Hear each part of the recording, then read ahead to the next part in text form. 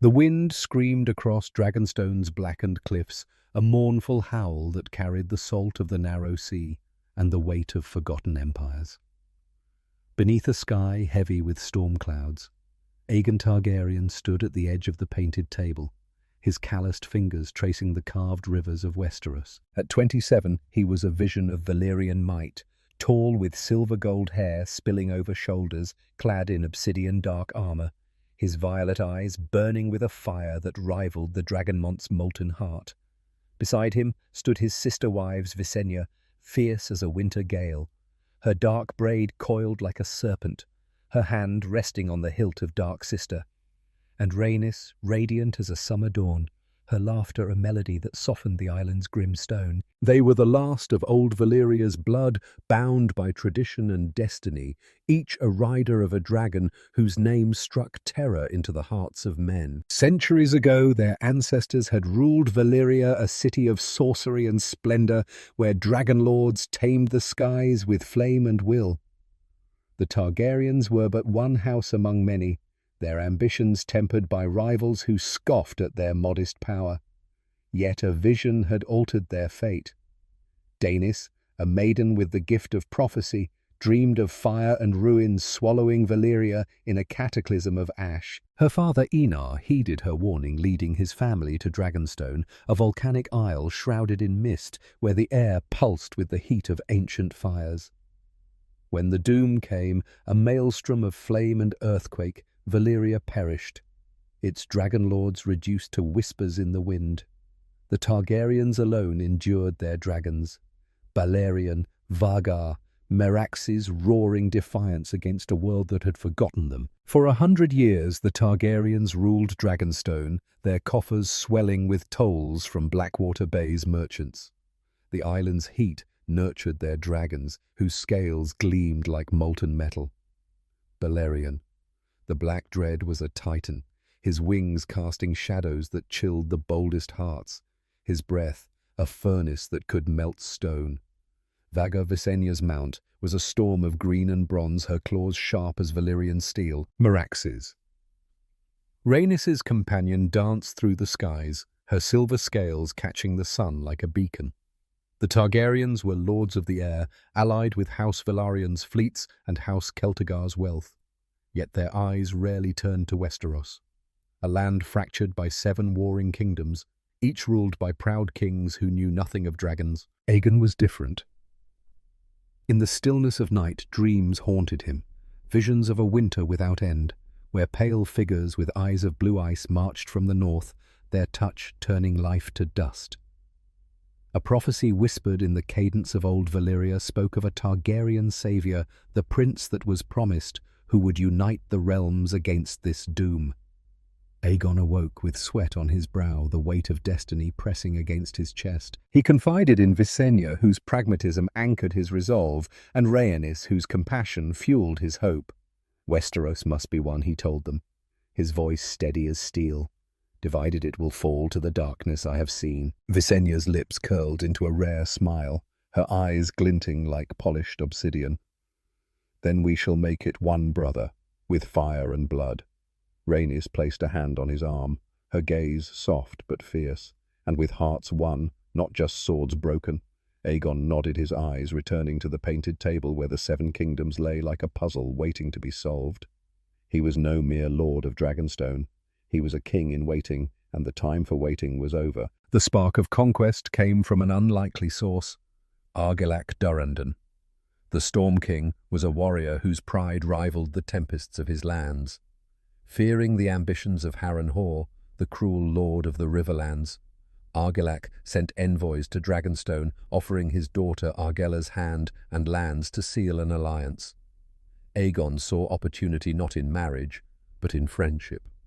He proposed Argella wed Orys Baratheon, his closest companion and rumoured half-brother, a man of unmatched loyalty. Argilac, insulted by the offer to a supposed bastard, sent Aegon's envoy back with severed hands, a declaration of war that echoed across the narrow sea. Aegon's response was not rage, but resolve. He summoned his bannermen to the chamber of the painted table where the map of Westeros glowed under torchlight. Lords Velaryon and Celtigar stood beside Orys, their faces a mix of awe and trepidation. Aegon's voice rang clear, each word a hammer forging history. From this day forth there shall be only one king in Westeros. Those who bend the knee will keep their lands and titles. Those who defy me will burn. Ravens flew to every corner of the Seven Kingdoms, carrying his decree. The conquest had begun. Dragonstone buzzed with purpose. Aegon trained with Blackfire, his Valyrian steel sword, its edge singing with each swing. Visenya honed her skill with Dark Sister, her blade as lethal as her will. Rhaenys ever, the diplomat, wove alliances with minor lords, her charm disarming even the wary. The forges roared, crafting armor etched with dragon motifs.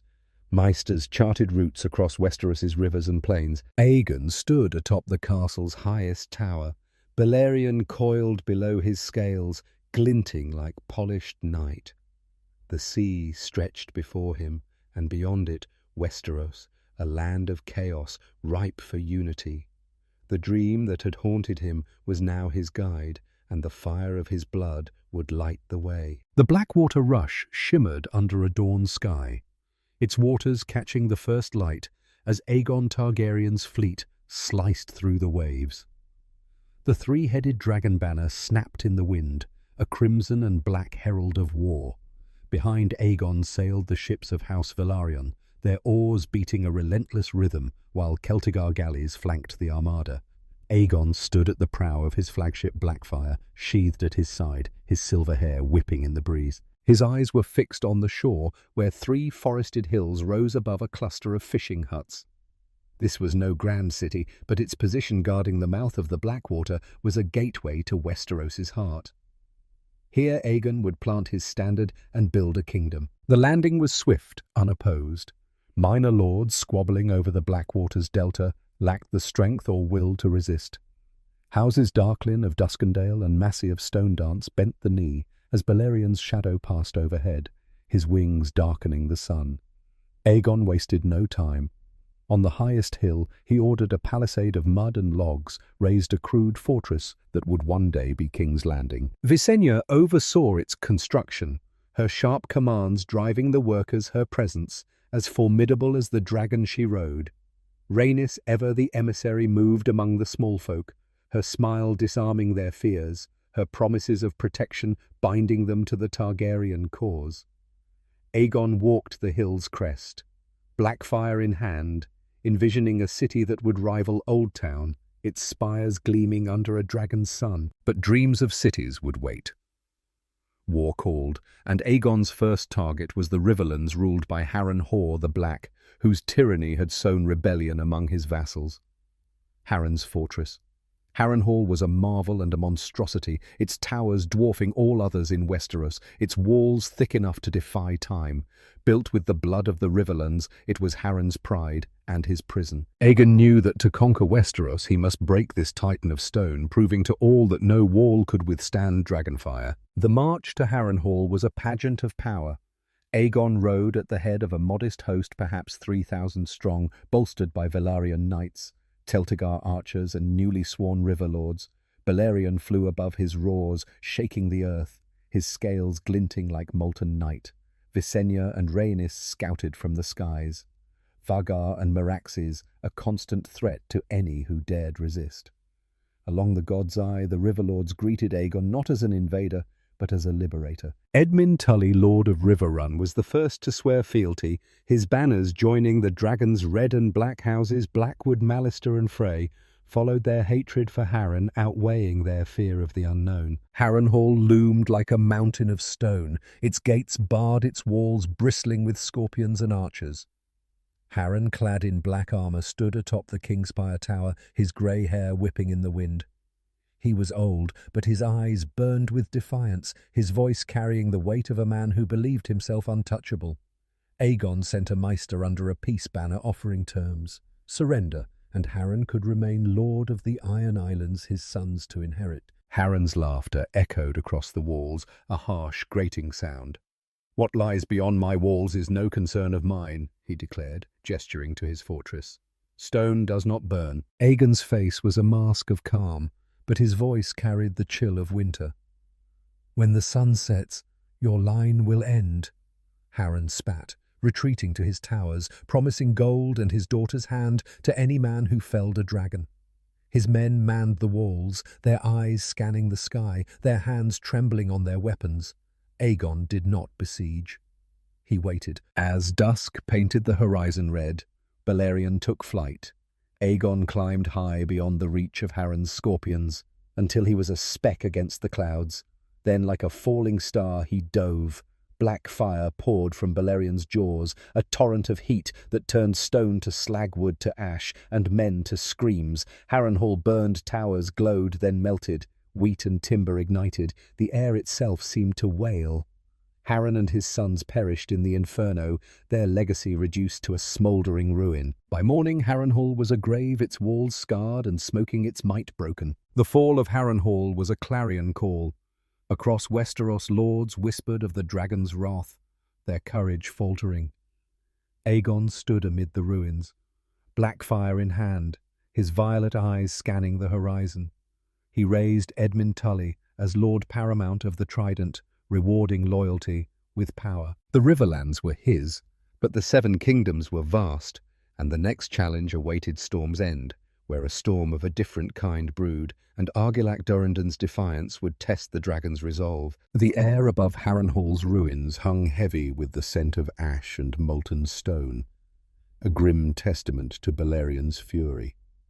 Aegon Targaryen stood atop the shattered remnants of the Kingspire Tower, his boots crunching against charred debris, his silver hair streaked with soot.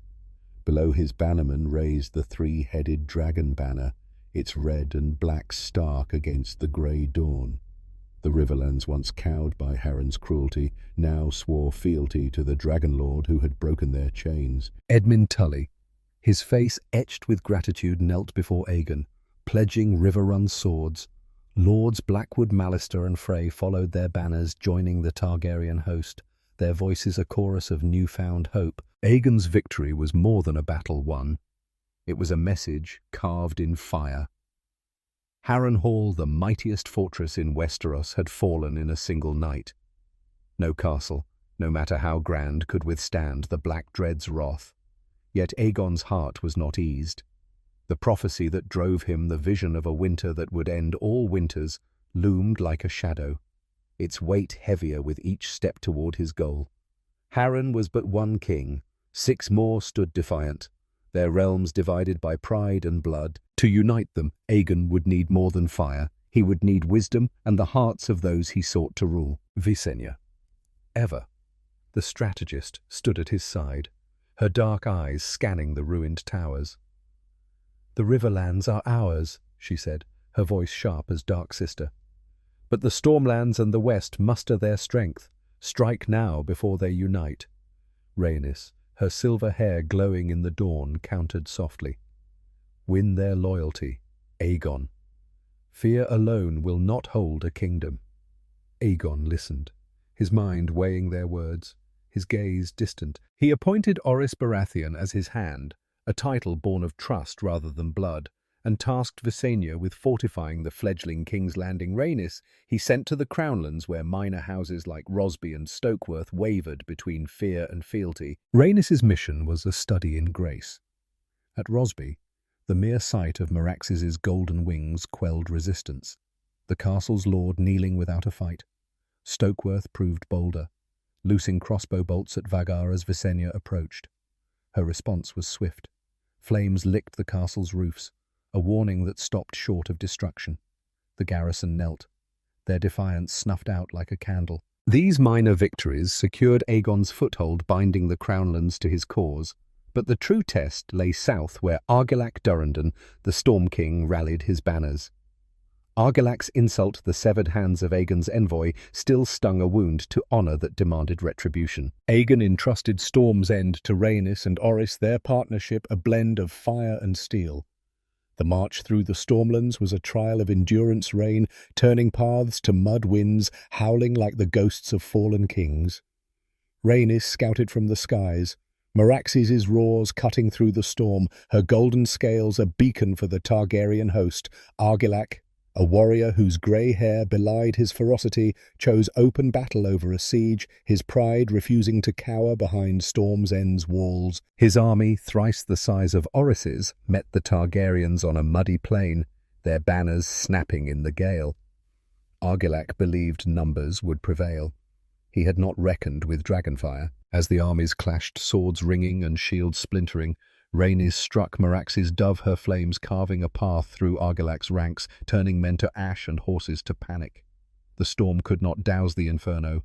Rain hissed into steam as the fires spread, Orys leading from the front. His black beard streaked with mud found Argilac amidst the chaos, the old king standing over a dozen corpses, his sword red with blood. "Yield," Orys commanded, dismounting, his own blade raised. Argilac's reply was a snarl and a swing, his eyes blazing with defiance. Their duel was a dance of steel rain mingling with blood, each blow a testament to their skill.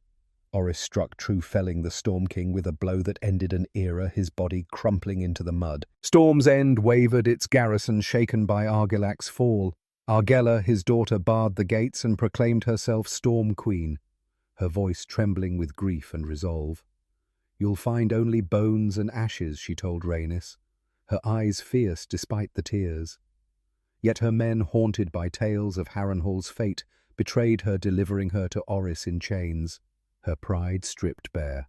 Orys, moved by her courage, freed her and offered his cloak, shielding her from the rain. He spoke of Argilac's valour, easing her grief with tales of her father's final stand, and took her as his wife, becoming Lord of Storm's End House Baratheon was born, its stag crowned by Targaryen mercy. Aegon, encamped at King's Landing, received word of the victory, his lips curling into a rare smile. He raised a cup to Orys, his friend and hand, but his eyes turned west, where the Lannisters and Gardeners marshalled a host to crush him. The Riverlands had burned, the Stormlands had knelt, but the greatest battle lay ahead, a field where fire would write history and the dragon's will would be tested against the might of two ancient houses. The rain fell in sheets across the Stormlands, turning the earth to a quagmire of mud and defiance. Aegon Targaryen stood in the shadow of King's Landing's growing palisade, his violet eyes fixed on a raven scroll from the South Storm's End. The impregnable fortress of House Durrandon loomed as his next challenge, its walls said to withstand the wrath of gods. Argilac Durrandon. The Storm King had ignited this war with an insult, severed hands sent in place of alliance, and now rallied his banners to crush the dragon's ambition. Aegon entrusted the task to Rhaenys and Orys Baratheon, his hand and closest friend, their bond, a steel forged in Dragonstone's fires. Rhaenys rode Meraxes through the storm, her silver hair plastered to her face, her dragon's golden scales, a beacon against the grey. Below Orys led a host of 3,000, bolstered by riverlords and crownland knights, their armour clinking through the deluge. The march was grueling paths, dissolving into rivers, winds howling like the ghosts of ancient kings. Rhaenys scouted from the skies, Meraxes' roars cutting through the tempest, her wings stirring gusts that felled trees. Argilac, a warrior whose grey hair belied his ferocity, refused to cower behind Storm's End's walls.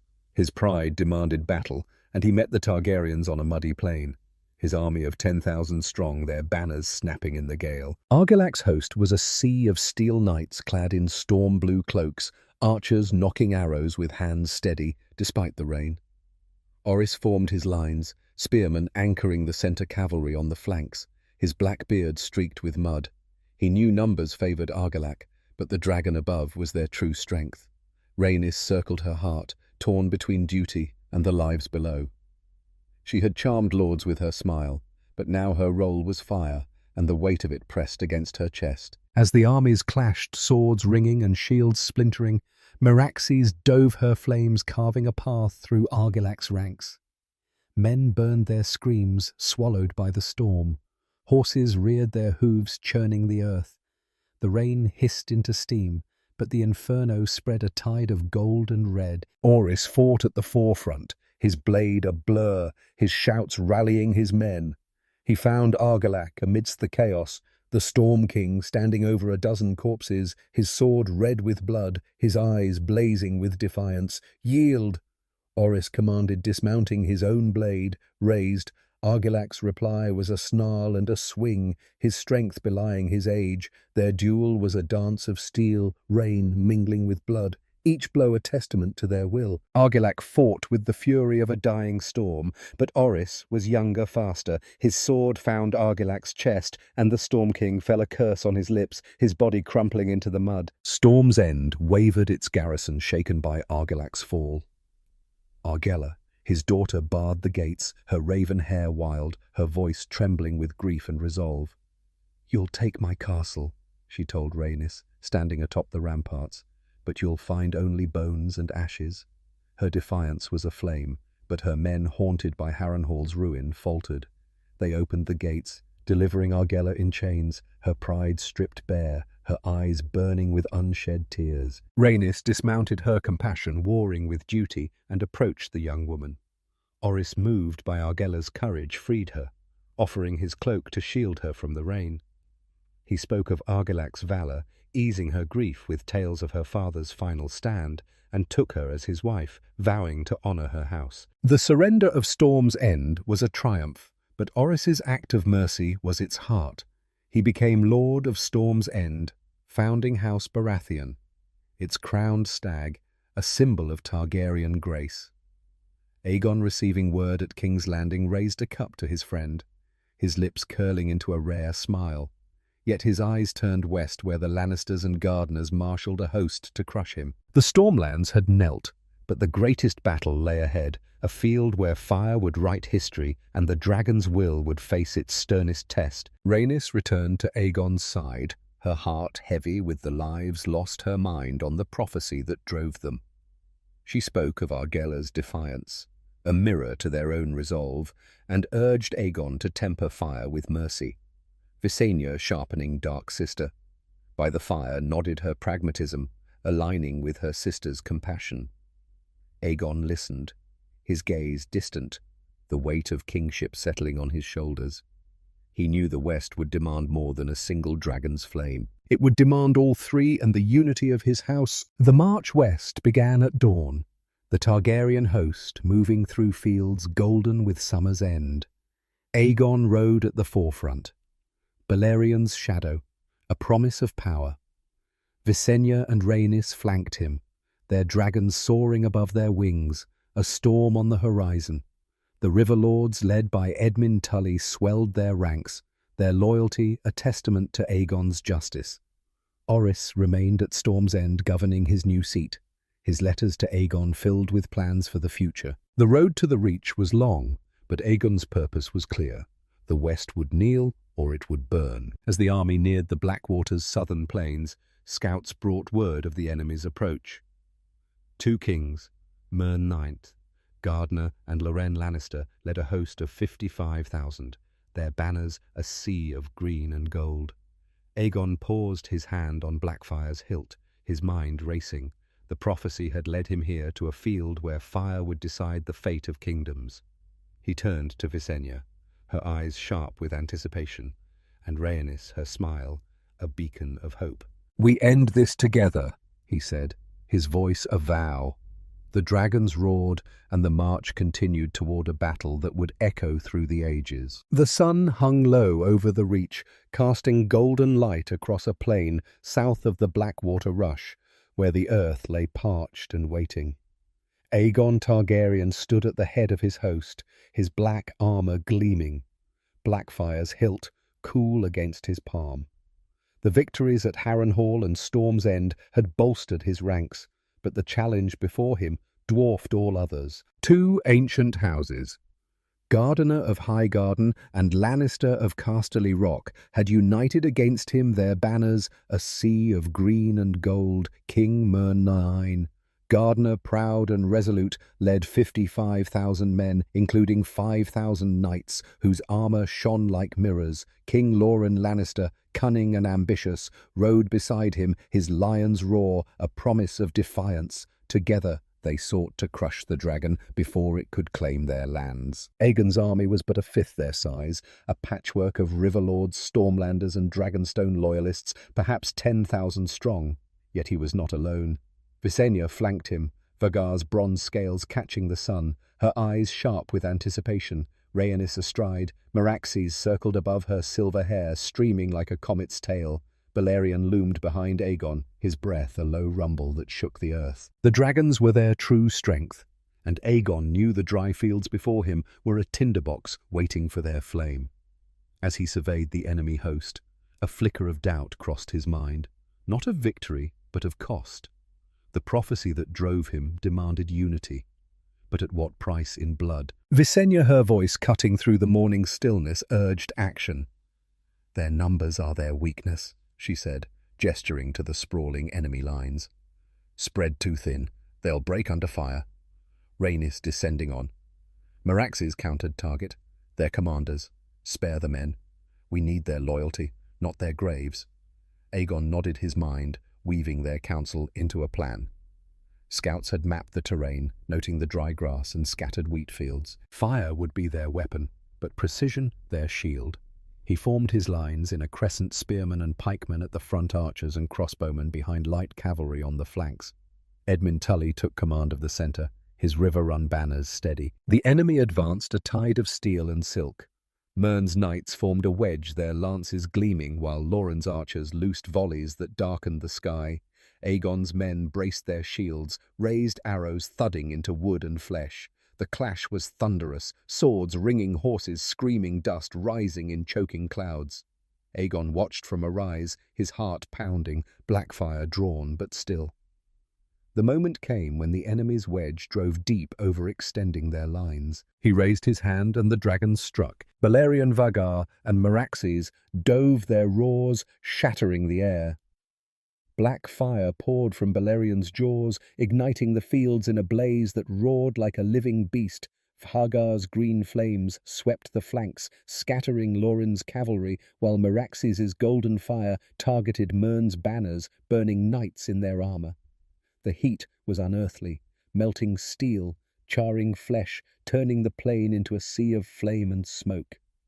Men fled, their courage broken. Horses reared, their riders consumed. Mern and his sons perished in the inferno, their green banners reduced to ash.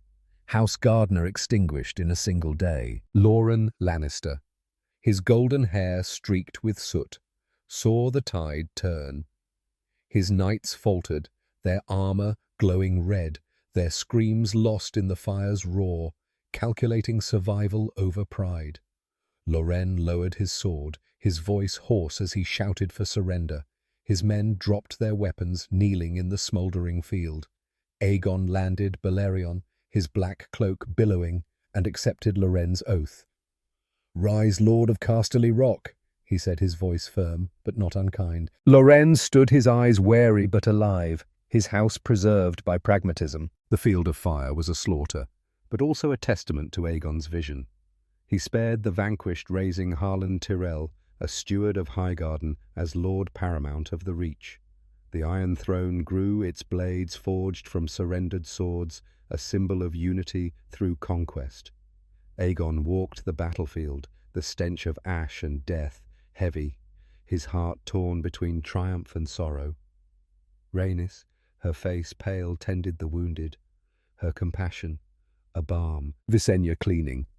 Dark Sister met his gaze, her nod a silent vow to see the conquest through. The west was his, but Aegon's eyes turned north, where Torrhen Stark gathered 30,000 men at the Trident. The prophecy whispered of a greater threat, and the north, with its ancient ties to the First Men, was key. Aegon mounted Balerion, his sisters at his side, and rode toward a conquest that would demand words, not fire. The field of fire had proven his might. The Trident would test his wisdom. Caught in the Fire of Dragons. Subscribe to the Three-Eyed Raven for more epic tales of Westeros. The Trident's waters glimmered under a sky heavy with stars, its banks cloaked in the chill of an early northern autumn. Torrhen Stark King, in the north, stood at the river's edge, his fur-lined cloak snapping in the wind, his dark eyes fixed on the horizon. At 30, he was a leader forged by the harsh lands of Winterfell, a descendant of the first men who had battled the children of the forest and raised the wall against ancient terrors. His 30,000 men camped behind him, their fires a constellation of defiance, their voices murmuring of honor and battle. Yet Torrhen's heart was heavy. Tales of Aegon's conquest had reached the North Harrenhal's ruin, the Field of Fire's inferno, and he knew the dragons were no mere legend. Aegon Targaryen approached from the south, his host smaller but bolstered by the Riverlands, Stormlands and Reach. Balerion's roars echoed across the Trident, answered by Vhagar and Meraxes, their wings stirring the air like a storm. Aegon rode at the forefront, his black armor a stark contrast to the snow-dusted plains, his violet eyes calm but resolute. Visenya and Rhaenys flanked him, their dragons a promise of fire. Yet Aegon sought no slaughter here. The North, with its ancient ties to the First Men and its battles against the White Walkers, was key to his prophecy. He needed Torrhen as an ally, not a corpse. Torrhen's bannermen urged battle, their voices rising like the wind. The North kneels to no Southron, King growled. Lord Umber, his axe gleaming, others like Lord Karstark, spoke of honour of dying with swords in hand. Torrhen's bastard brother, Brandon Snow, proposed a daring plan, slipping across the Trident to slay the dragons in their sleep. A whisper of wood and shadow. Torrhen listened, his hand on his sword's hilt, his mind torn. Battle was the Stark way, but the cost would be his people's lives. The North reduced to ash like Harrenhal.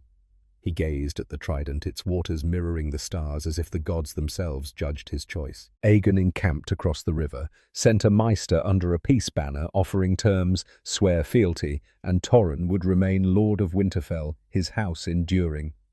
Torrhen met the envoy, his face unreadable, and sent Brandon Snow with maesters to negotiate. The night was long, the campfires flickering as words passed between the dragon and the wolf. Some maesters later whispered that Aegon shared his vision of the White Walkers, a threat the Starks knew from ancient songs, their wall a testament to its truth. Others claimed Torrhen saw in Aegon a king worth following, a man driven not by greed, but by destiny. By dawn, Torrhen made his choice. He crossed the Trident, his army silent behind him, their breath misting in the cold. Before Aegon he knelt, laying the crown of winter, a circlet of iron and bronze at the Dragonlord's feet. "The North is yours," he said, his voice steady, though his eyes betrayed the weight of surrender. Aegon dismounted, Blackfire sheathed and raised. "Torrhen rise, Lord of Winterfell, Warden of the North," he said, his voice carrying across the ranks. The Northmen stood, their swords untouched, their lives spared. The North called him the King who knelt, a title whispered with both scorn and pride. Torrhen's sacrifice preserved his people, forging an alliance that endured for centuries until Robert's rebellion broke its bonds. Aegon, standing by the Trident, felt the prophecy's weight ease the North's strength, a bulwark against the coming winter. He rewarded Torrhen's loyalty, granting him honour and trust, and turned his gaze to the Vale and Dawn, where his sisters would carry the dragon's banner. Visenya, her braid coiled tightly, mounted Vhagar, her eyes on the Eyrie's peaks.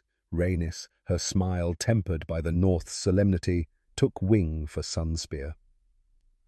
Aegon rode for Old Town, where the faith of the Seven awaited. The Trident had proven his wisdom. The South would crown his kingship. As Balerion's wings beat against the dawn, Aegon felt the dream that had haunted him draw closer, its fire burning brighter with each kingdom won. The Eyrie perched atop the giant's lance, its white towers gleaming like pearls against the Vale's rugged peaks, a fortress carved from the sky itself, Shara Arryn regent for her son Ronald. The boy king stood at the castle's highest window, her golden hair framing a face taut with fear. The tales of Aegon's conquest had reached her Harrenhal's molten ruins, the Field of Fire's inferno, the North's quiet surrender, and she had fortified the Vale with thousands of men, their spears lining the gates of the moon, their arrows trained on the clouds. Yet Shara knew no gate could bar a dragon. As Vhagar's wings darkened the heavens, her breath caught fear, warring with resolve. Ronald, barely 7, clung to her side, his blue eyes wide with wonder, not dread at the beast descending. Visenya Targaryen landed in the Eyrie's courtyard, Vhagar's bronze scales glinting her claws, gouging the stone like a blade through silk. Clad in black armour, her braid coiled tightly, Visenya was a warrior, borne her presence as formidable as the dragon at her side. Yet her violet eyes softened as Ronel broke free from Shara's grasp, running forward, his voice trembling with awe. "Can I touch her?" he asked, his small hands reaching for Varga's scales. Shara's heart seized her hand on her dagger, but Visenya knelt, a rare smile breaking her stern facade. "Touch her, little lord," she said, her voice low but warm. "And you may fly." Shara stepped forward, her voice sharp with maternal instinct. "Stay back, Ronel." But Ronel, undeterred, stroked Varga's snout, giggling as the dragon's breath warmed his hands. Visenya rose, meeting Shara's gaze, her smile fading, but her intent clear. "I come not to burn Lady Arryn, but to unite. Swear fealty, and your son remains lord of this vale, his future secure." Shara's eyes flicked to Ronel, her heart torn between defiance and love. The eyrie was impregnable, but Varga's presence mocked its walls, her wings a storm waiting to break. Visenya's offer hung in the air, heavy as the clouds above Shara's men, their spears lowered, watched in silence, their courage faltering under the dragon's gaze. Ronel, oblivious to the tension, tugged at Visenya's arm. "Can we fly now?" he asked, his voice bright. Visenya glanced at Shara, her nod, a silent question. Shara's shoulders sagged, her defiance crumbling. "If my son flies," she said, her voice barely a whisper, "the veil is yours." Visenya's smile returned, and she lifted Ronel onto Varga's back, securing him with a leather strap. Varga took wing, her roar shaking the Ares towers, her wings parting the clouds. Ronel laughed, his voice echoing across the vale, a sound of pure joy. Shara watched, tears in her eyes, as her son soared above the peaks, a boy-king touched by dragonfire. Visenya guided Varga in wide circles, the vale unfolding below a tapestry of mountains, rivers, and sky. When they landed, Ronald's face was alight, his words tumbling out. "Mother, it was like the songs." Shara knelt embracing him, her heart a storm of relief and surrender. The Vale swore fealty that day, its banners lowered before the dragon Ronald became lord of the Eyrie, his flight a legend whispered in every tavern and hall. Visenya's diplomacy, as sharp as her blade, had won a kingdom without blood, proving her worth beyond fire. She stood by Shara, her voice soft but firm. "Your son will grow strong. Lady Arryn and the Vale will prosper under our banner." Shara nodded, her eyes on Ronald, her pride tempered by hope. Aegon received word of the Vale's surrender, his heart lightened by Visenya's triumph. He stood in King's Landing, the Iron Throne, taking shape its blades a testament to his conquest. Yet Dorne remained a land of sand and defiance, where Rhaenys faced a foe unlike any other. Aegon sent her south, trusting her grace to sway the Dornish, while he prepared for Old Town, where the faith of the Seven awaited. The Vale had soared, but the south would test the dragon's fire in ways no flame could answer. The sands of Dorne shimmered like a sea of gold, their heat rising in waves as Rhaenys Targaryen soared above on Meraxes. The Dornish cities were eerily silent, their streets empty of men, only children, women and elders watching from shadowed doorways. Rhaenys's silver hair streamed behind her, her heart heavy with the weight of her task. Aegon's conquest had swept Westeros Harrenhal's ruins, the Reach's surrender, the North's oath, the Vale's flight. But Dorne was different. A land of scorpions and defiance ruled by a princess whose will was iron. As Meraxes descended towards Sunspear, Rhaenys steeled herself for a confrontation unlike any other. Miriam Martell awaited her in Sunspear's great hall, an 80-year-old woman with sallow skin and sightless eyes, yet her presence commanded the room. Blindness had not dulled her mind, nor age her courage. Clad in flowing silks, she leaned on a staff, her voice sharp as a blade. "Dorne has no king," she declared, her words echoing off the stone, "nor will it bow to one." Rhaenys, standing before her, met Maria's unseeing gaze, seeing not weakness, but a fire that burned brighter than dragon flame. Her compassion warred with duty, her heart torn between admiration and the need to unify Westeros. Rhaenys spoke softly, her voice a melody that had swayed lords and small folk alike. Princess Aegon seeks one realm not to break dawn, but to strengthen it. Join us, and your house endures. Maria's lips curled into a smile, sharp and unyielding. You may burn us, my lady, but you will not bend us or break us. Dawn is ours, and you are not welcome. The words hung heavy, a challenge that echoed the sands outside. Rhaenys' hand rested on Meraxes' reins, her mind racing. Fire could take Sunspear, but at what cost? The prophecy demanded unity, not ash. The hall was silent. Maria's guards watching their hands on curved blades. Rhaenys saw the truth in Maria's defiance. Dawn was not Harrenhal to be broken by fire, nor the Vale to be won by charm.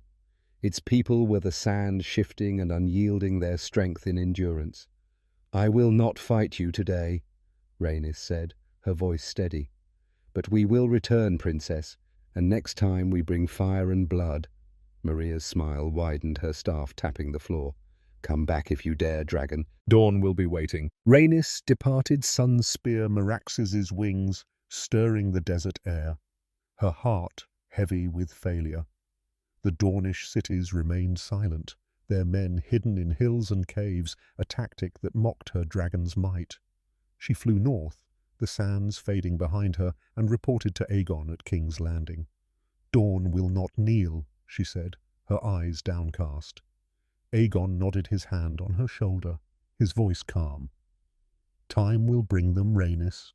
Our work is not done." Visenya, sharpening Dark Sister, added, "Let Dawn wait. Old Town calls, and with it the crown." Aegon's march to Old Town began, his host swelled by the reach, and Riverland's Balerian's shadow, a herald of his coming. The faith of the Seven, with its millions of followers, held the spiritual heart of Westeros, and Aegon knew its blessing would seal his reign. Rhaenys rode beside him, her failure in Dawn, a wound she hid with a smile.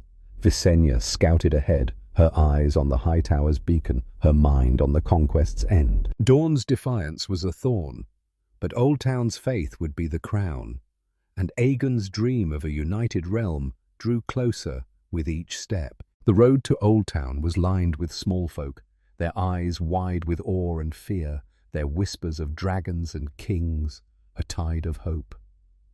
Aegon rode in silence, black fire at his side, the prophecy burning in his heart. The White Walkers, the winter without end, were a shadow only he could see, but they drove him forward. Dawn could wait, but Westeros could not. The faith would anoint him, and the Seven Kingdoms, save one, would be his. Old Town's spires gleamed under a twilight sky, the Hightower's beacon casting a golden glow across the Honeywine's gentle waters. Aegon Targaryen rode through the city's gates. Balerion coiled behind him, his black scales a stark contrast to the white stone of the starry sept. The Conquest had brought 6 kingdoms to heal Harrenhal's molten ruins, the Reach's surrender, the North's solemn oath, the Vale's joyous flight, the Stormland's hard-won peace. But Old Town was different, seat of House Hightower and the faith of the Seven. It held the spiritual heart of Westeros, its influence touching millions. Aegon expected resistance, a final stand by the faithful. But the gates stood open. The streets lined with small folk who watched in silent awe, their hands clutching 7-pointed stars. Lord Manfred Hightower, a devout man clad in silver-threaded robes, greeted Aegon at the sept's steps, his face lined with the weight of his choice. His hair was white, his eyes weary, but his voice was steady. "Old Town yields," he said, bowing low. "The gods have spoken." Days earlier, Manfred had sought the High Septon's guidance, fearing the dragon's fire would consume his city, its temples, its people. The Septon, after nights of prayer, had seen a vision, flames swallowing Old Town, the starry sept reduced to ash, the Seven's light extinguished. "The dragon is their will," he told Manfred, his voice trembling. "Crown him, or we burn." Aegon dismounted. Black fire sheathed his violet eyes, meeting Manfred's. He saw not defiance, but faith, and his heart lightened. "Your wisdom spares lives, Lord Hightower," he said, his voice carrying across the gathered crowd. Manfred led him into the starry sept, its domes glowing like fallen stars. its halls filled with the scent of incense and the hum of prayer. The High Septon. An ancient man in robes of gold and crystal awaited at the altar, a Valyrian steel circlet studded with rubies in his hands. The crowd parted, lords and small folk alike, their eyes on the Dragon Lord who had conquered a continent. The coronation was a moment of transcendence. Aegon knelt, his black cloak pooling on the marble floor, his head bowed before the Seven. The High Septon anointed him with sacred oils, his voice rising in a chant that echoed through the Sept. Aegon Targaryen, first of his name, King of the Andals, the Rhoynar and the First Men, Lord of the Seven Kingdoms, Protector of the Realm. He placed the circlet on Aegon's brow, its weight a vow, its rubies gleaming like blood. Aegon rose, his presence filling the hall, and the crowd erupted their cheers, a tide that shook the city. Balerion roared outside, joined by Vagar and Meraxes, their voices a hymn of fire. Visenya stood by the altar, her stern face softened by pride. Dark sister at her side, Rhaenys, her silver hair glowing in the candlelight, smiled, her eyes bright with tears. Orys Baratheon arrived from Storm's End, clapped Aegon's shoulder, his grin wide. The Faith had crowned their king, binding Westeros. Save Dawn under one banner, Aegon stepped forward, addressing the crowd, his voice clear and strong. "I am your shield," he said, "and together we will face what comes." The prophecy burned in his heart. The White Walkers, a shadow only he could see, but he felt its weight lift, if only for a moment. Old Town's surrender was more than a victory. It was a union of faith and fire, a testament to Aegon's vision. He named Manfred Hightower a trusted ally, granting him honor and influence. The Maesters of the Citadel recorded the coronation, their quills scratching the first page of a new era.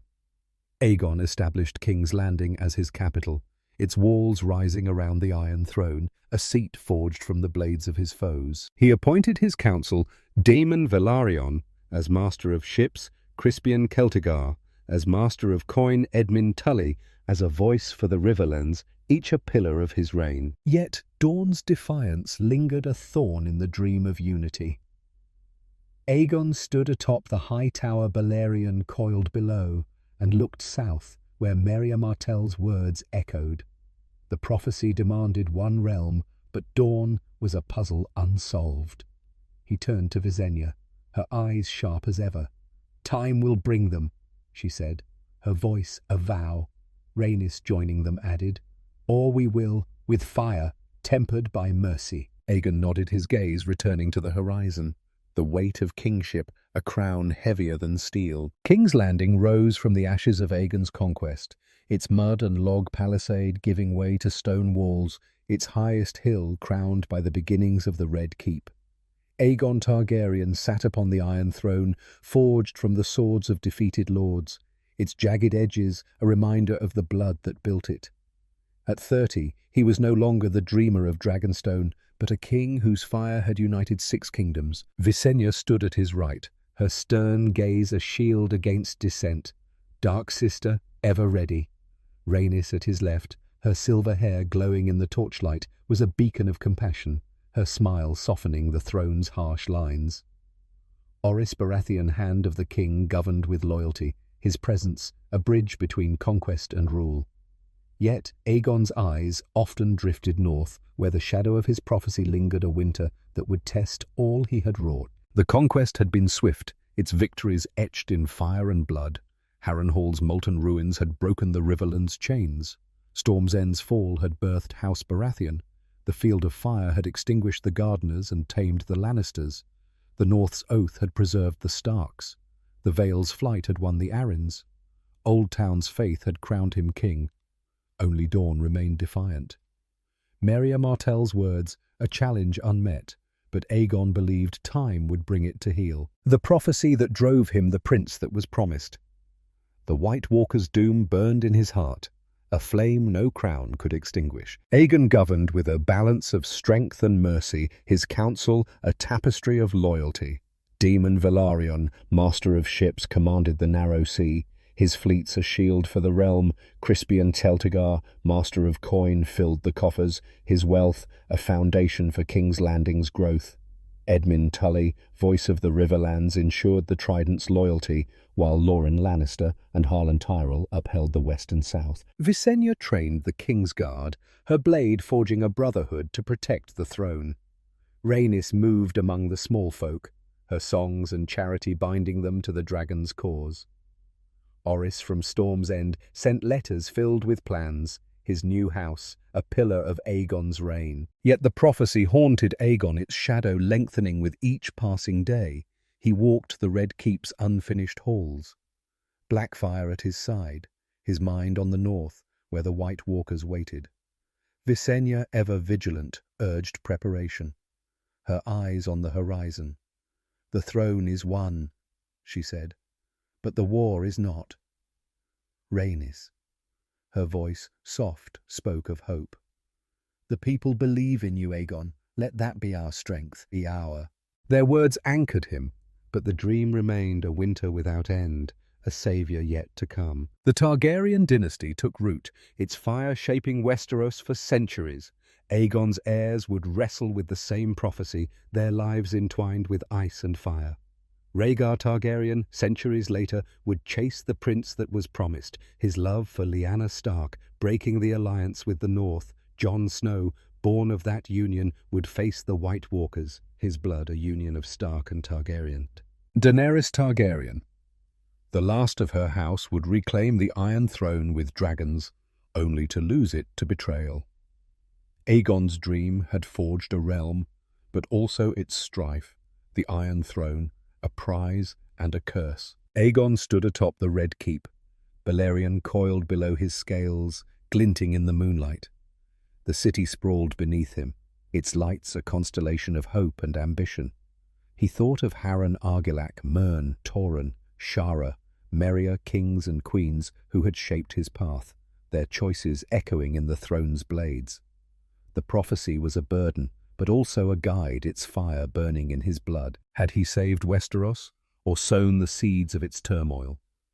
The answer lay in the centuries ahead, in the songs of ice and fire, yet to be sung. Join the Three-Eyed Raven to explore Dawn's fate and the Targaryen saga. Subscribe now for more tales of dragons, kings and prophecies.